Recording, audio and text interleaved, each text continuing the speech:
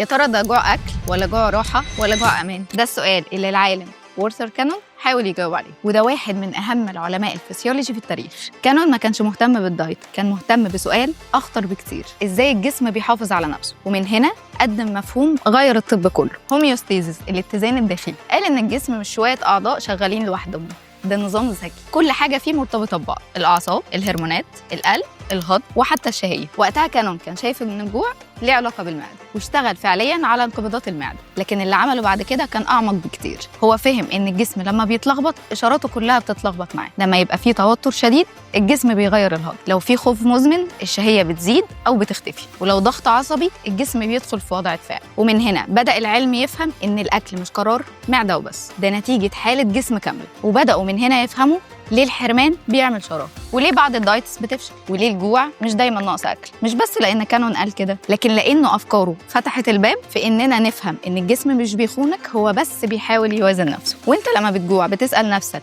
هل ده جوع راحه ولا جوع اكل ولا جوع امان؟ واكتبوا لي في الكومنتس اخر مره اكلت كنت جعان بجد ولا متلخبط.